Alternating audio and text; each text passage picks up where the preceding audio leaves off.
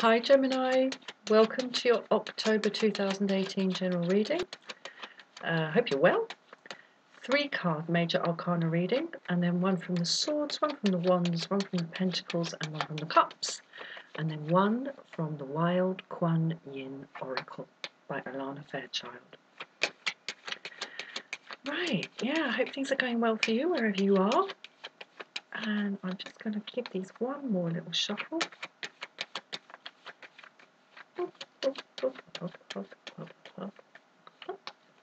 And one more cut. We'll get your 3 cards for Gemini, October 2018. Okay, the Fool. Temperance. The Wheel of Fortune. Ooh, Gemini, that's nice. That's really nice. And I just I just swallowed some tea and excuse me, had a little bit of a coughing session just before I started this. Right. Well, coming into the reading with great open energies, fantastic. The only thing I think can hold you back a little bit, perhaps this month, would be this temperance here. I mean, the middle card in this 3-card reading that I do is the block or the drain, the opposing energy. And when I see temperance in the upright, in this position in a 3-card spread, it speaks to me about a kind of a closed circuit, an emotional closed circuit, because what we have here is the fluid representing emotions being poured from one vessel to the other and back, from the other back to the first one, and back and forth and back and forth. And there's nothing flowing in and there's nothing flowing out. It's contained within itself. And in another part of the reading, here or here, that can be great news. But when it's here in the middle, yeah, because, you know, here or here, it speaks of self-containment and balance. Excuse me again. But when it's in the middle there, it looks like something blocked, something that, a feedback loop, an emotional feedback loop.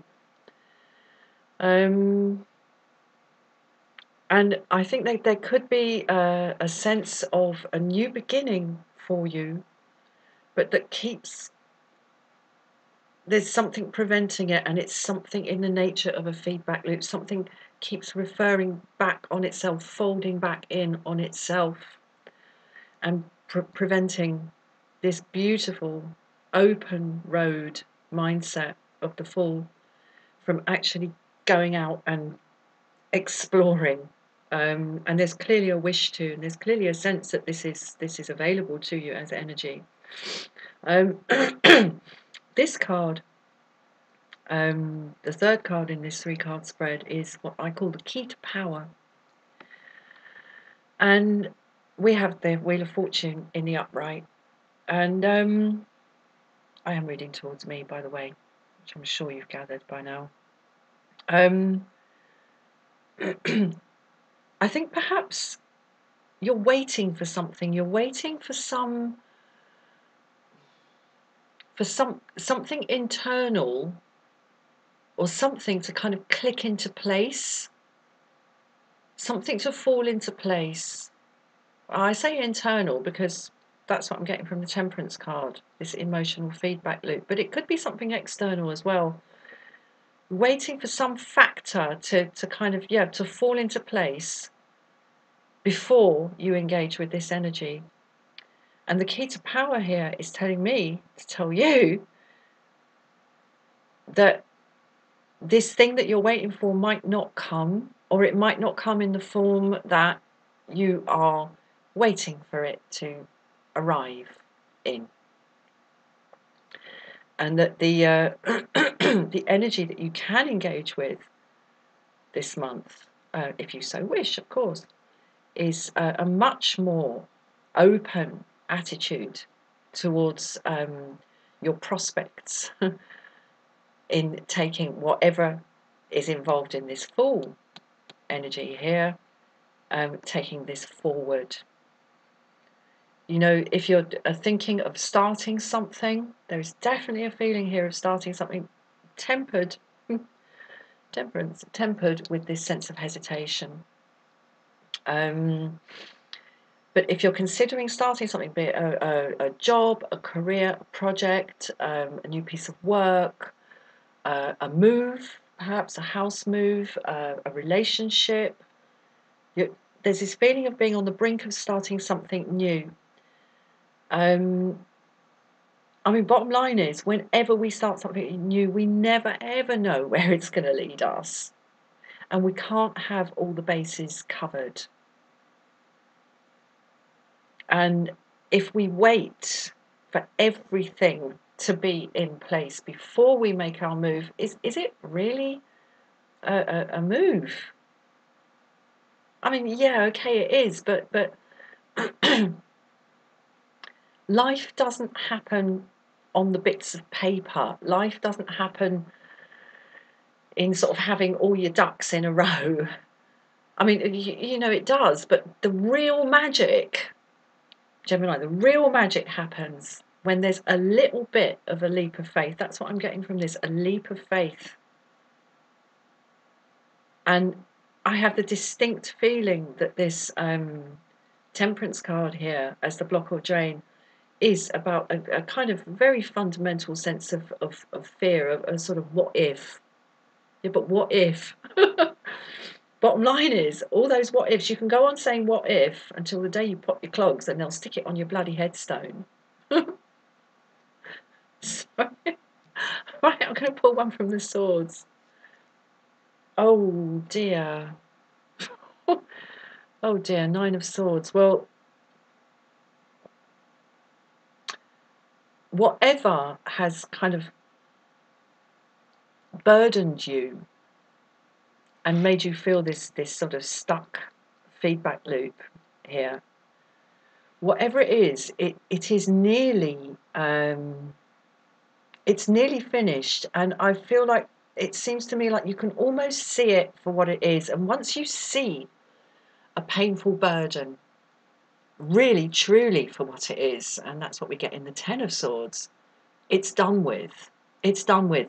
It's only when painful emotional things have mysterious elements or hidden elements that we can't see and that we haven't like worked out yet, that they continue to exert their hold over us. Once they're worked out in the 10 of swords and we see clearly what the score is, it's over. It can't exert any power on us anymore. And we're nearly there, but not quite.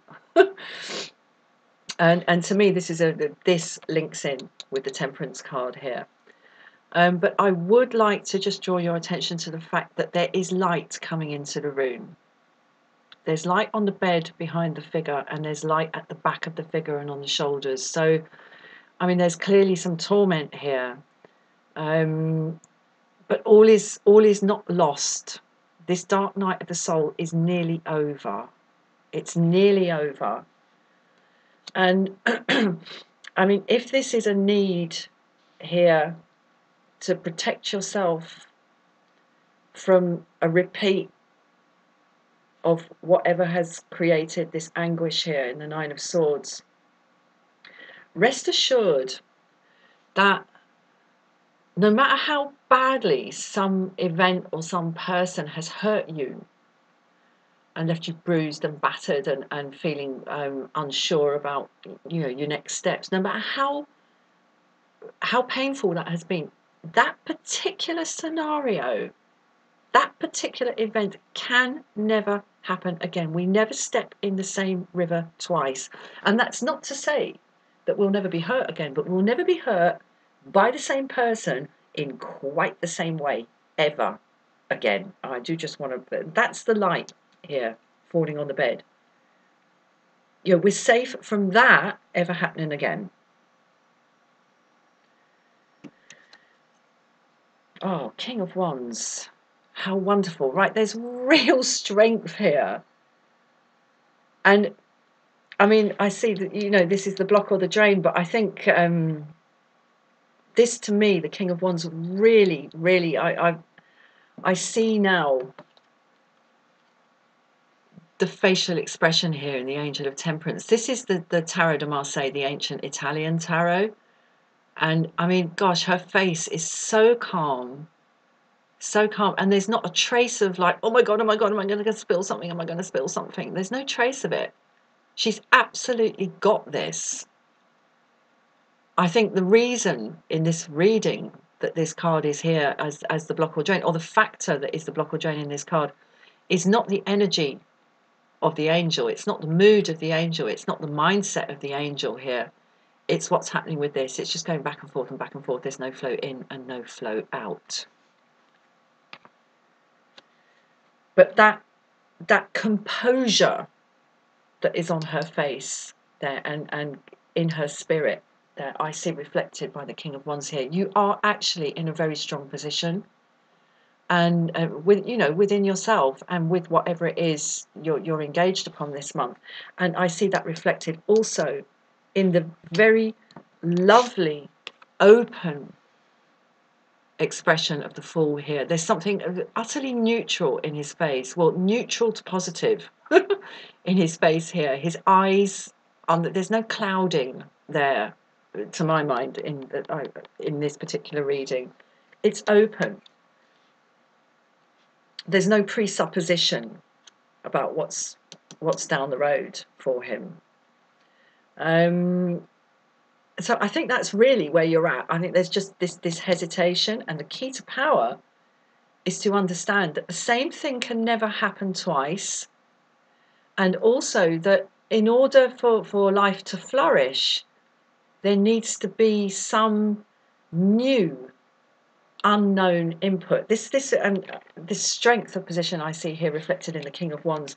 It reminds me of a conversation I had a few years ago with a very old chap.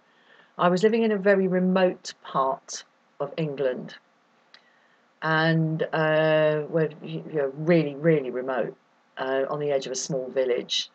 And I was talking one day with one of the old boys. I bumped into him out for a walk, and he told me about how pleased he was that there were newcomers coming into the area and into the village. And he basically said that for a long time, and it was a feature of life down there, there was an unnatural, well, not unnaturally, but there was a very unfortunate high incidence of genetic abnormalities in the community. Excuse me. In the community there, because there wasn't enough new blood coming in. And quite the opposite of thinking, oh God, what are all these newcomers doing coming in? Why won't they just sort of leave us alone in our splendid isolation in our remote little village? He was actually thrilled to bits that there were new people coming in, because it would like shake up the gene pool. And that's what I'm seeing here, like in the spiritual gene pool. Things don't flourish. Things can't grow in a strong and interesting and productive way without some element of the unknown and of the new. But anyway, let's get one. Wow, I shuffled. I got this in the last reading. Of course I shuffled. 7 of Pentacles. So, you're on this. You're on this. This is not going to last much longer, this feedback loop here. God, I wonder if you can hear that. The washing machine's bleeping at me. It's not going to last much longer. There's work being put in, and it looks to me from the 9 of Swords here like you have worked very, very hard to get over whatever it is that has hurt you and caused you to feel this hesitation about moving forward. You've worked very hard, and I mean, these pentacle pumpkins here in the 7 of Pentacles are on the verge of being ripe for picking.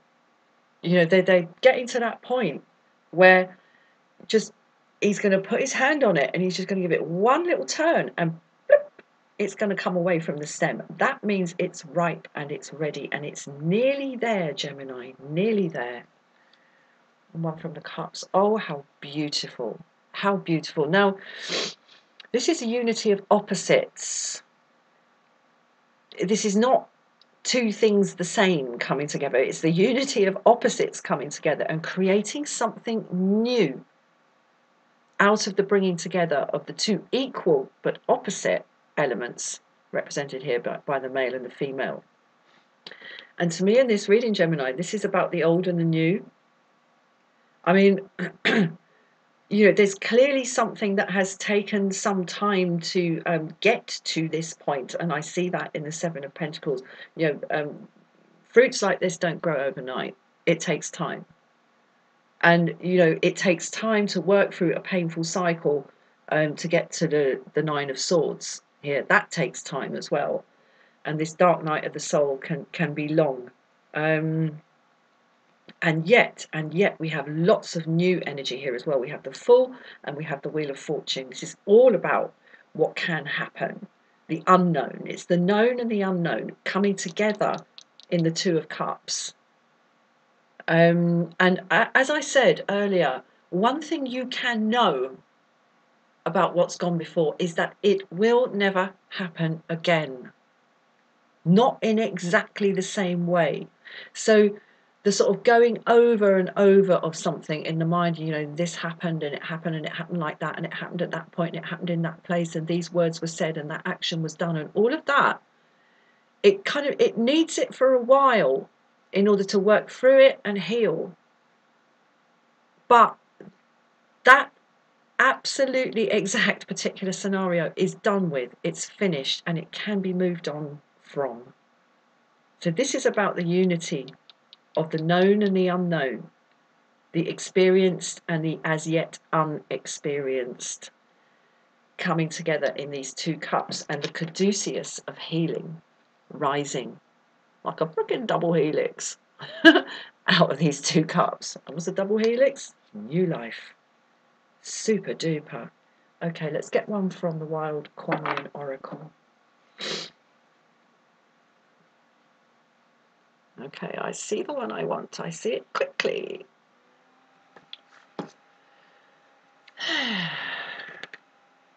Okay, right, we get anchor to fly. Now this is about kites. Here's the little Kuan Yin goddess girl, in very young form, representing herself as a kite in the sky.